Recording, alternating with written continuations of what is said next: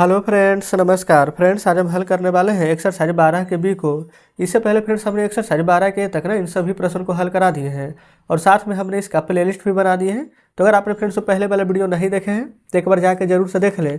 Playlist में सभी videos आपको चैप्टर वाइज मिल जाएगी। तो चलिए फ्रेंड्स एक्सरसाइज 12 के बी का पहला नंबर प्रश्न को देखेंगे। बोला गया ना कि कौन बड़ा है, कैसे पता करेंगे। पहला तरीका तो है कि आप भागा दीजिए, दूसरा है क्रॉस मल्टीप्लाई कीजिए। तो चलिए देख लेते हैं सबसे जिसमें कि कम समय लगे। तो यहाँ पर फ्रेंड्स हम देखेंगे ना क्रॉस मेथड से बनाएंगे।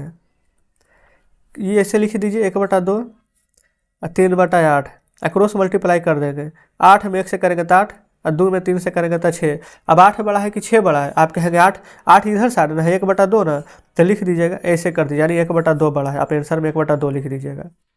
दूसरा देखिए 5/12 और 17/30 क्रॉस मल्टीप्लाई करेंगे तो 30 बचे का 150।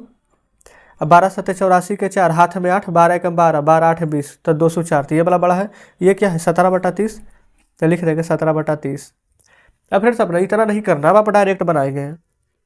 डायरेक्ट कैसे बनेगा देखिए, नोतिया के 27 और 7 4 28, 27 बड़ा है कि 28, 28 4/9 है, तो लिखेंगे 4/9।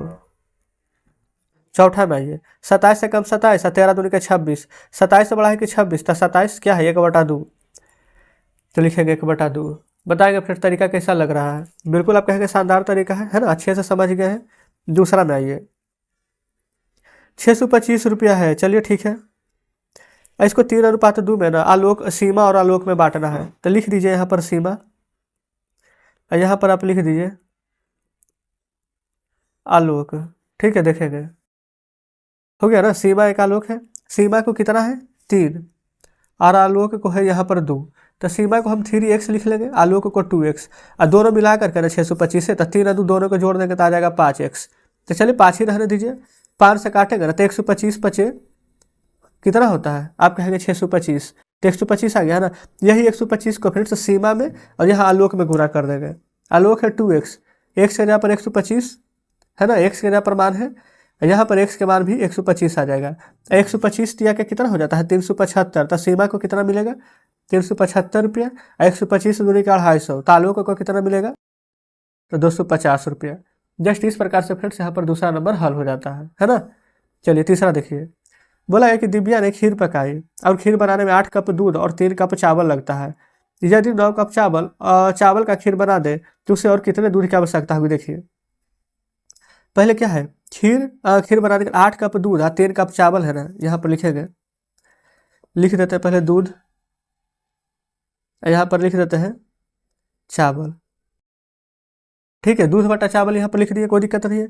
और दूध कितना है 8 दूध और 3 चावल है ना, 8 दूध और 3 चावल, आप कहेंगे बिल्कुल सही है।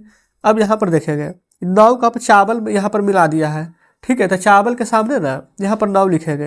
अब दूध कितना लगेगा जो हमें बताना है ना, तो आप खुद देखेंगे फिर चावल 3 का कितना गुना है, तो 3 का 3 गुना है, 3 तिया का 9, तो 8 का भी हम 3 गुना कर देंगे, तो 8 तिया का 24, तो दूध कितना लगेगा तो 24 कप। तो यही हमारा बिल्कुल सही जवाब हो जाएगा। ठीक है, जस्ट यहाँ पर तीसरा नंबर भी हमारा हल हो जाता है। चौथा देखिए, एक धातु के मिश्रण में तांबा और जस्ता है 5:3, तांबा है 305 ग्राम, तो धातु में मिश्रण और जस्ते की यहाँ पर तौल बताना है। बिल्कुल बता दीजिएगा, देखिएगा यहीं पर बना लेते हैं चौथा नंबर को। तांबा कितना है, अच्छा पहले ये देखेंगे यहाँ पर तांबा और जस्ता, टी से तांबा और जेड से जस्ता लिख देते हैं, तो 5:3 है।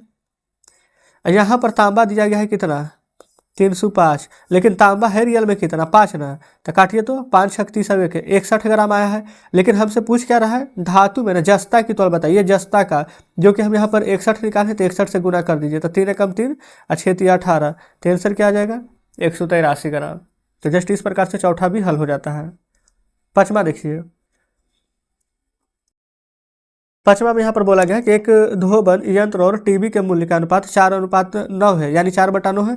राम ने ना दोनों के लिए इतना रुपये खर्च कर दिए, तो टीवी का और धाबन का मूल्य देखिए पूरा लिख दीजिए 32,500 दोनों के लिए ना, तो दोनों को जोड़ दीजिए, 9 4 13 होता है, हो जाएगा ना 13। अब फिर 13 से कटेगा, देखिए तो 13 दूनी के 26, 26 अच्छे 32, अच्छे 5 65, 13 5 65 00, इतना रुपया आया है। अब देखिए एक था यहाँ पर धोबन यंत्र ना, यहाँ लिख दीजिए धोबन यंत्र। अच्छा, और दूसरा क्या था यहाँ पर टीवी। धोबन यंत्र का था 4 और टीवी का था 9 ना। हम यहाँ पर ना सभी में 1 लगाना है ना। इसका मान कितना लाए थे 2500, इसका भी था 2500, दोनों का सेम। गुना कर दीजिए ना, 25 चौके 100 और 2 जीरो यहाँ पर है ना, तो 2 जीरो, इतना रुपया हो जाएगा यहाँ पर धोबन यंत्र का। अब 25 नंबर का होता है 225 और 2 जीरो ये है तो 2 जीरो लगा दीजिए, तो इतना रुपया मूल हो जाएगा किसका, तो टीवी का। तो उम्मीद करते हैं फ्रेंड्स यहाँ पर 5वां नंबर प्रश्न भी शानदार तरीके से समझे होंगे। आगे बढ़ेंगे, देख लेते हैं हम यहाँ पर 6ठे नंबर प्रश्न को। छठा बोला गया ना, किसी त्रिभुज के तीनों कोणों का योग कितना होता है, तो आप कहेंगे 180 डिग्री। दिया भी गया है और रियल में भी होता है, देखेंगे इस प्रकार से त्रिभुज रहता है ना, ये कोण 60 डिग्री, ये कोण 60 डिग्री, ये कोण 60 डिग्री, और तीनों को जोड़ेंगे तो आ जाएगा 180 डिग्री। तो बोला गया है ना कि इसमें 5, 6, 7 है, पहला दूसरा तीसरा कोण 5, 6, 7 अनुपात में दिया गया है ना, तो सभी के साथ 1 लगा लेंगे। ठीक है, 1 क्यों लगाया जाता है, क्योंकि इसका मान अभी पता नहीं है, कितना भी हो सकता है। 1 से गुना करेंगे तो 5 हो जाएगा, 2 से करेंगे तो 10 हो जाएगा, वही अगर हम 3 से गुना कर देता 15 हो जाएगा। ठीक है, कोई भी फिक्स नहीं है, तो इसलिए फिर हम यहाँ पर अपने मन से 1 लगा सकते हैं। अगर आप चाहें तो 1 की जगह पर YZ आप कुछ भी लिख सकते हैं। ठीक है, चलिए। अच्छा, सभी का मान था 180 डिग्री, 180 डिग्री, सभी को जोड़िए तो 5 और 6 11 और 11 7 हो जाएगा 18, और 18 से यहाँ पर काटेंगे तो कितना बार में कट जाएगा, 18 देखेंगे 180। ठीक है, 10 बार में। अच्छा, अब सभी का मान यहाँ पर लिख लेंगे, देखेंगे यहाँ पर तीनों कोणों का योग 5, 6, 7, तो यहाँ पर लिख लीजिएगा पहला कोण, पहला, दूसरा, यहाँ लिख लेंगे तीसरा।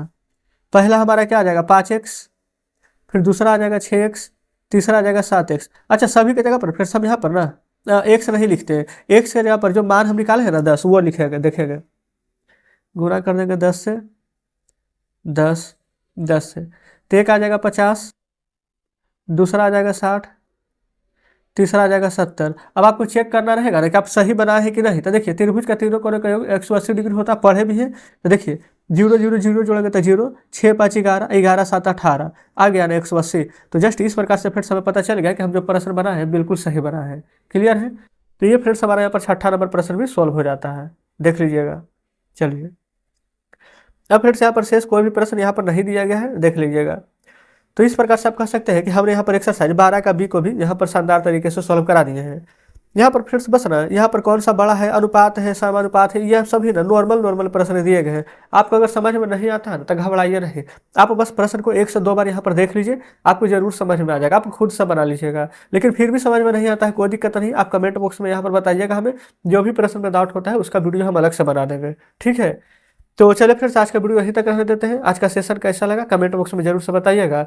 वीडियो अच्छा लगा हो तो वीडियो को लाइक और चैनल को सब्सक्राइब कर दीजिएगा।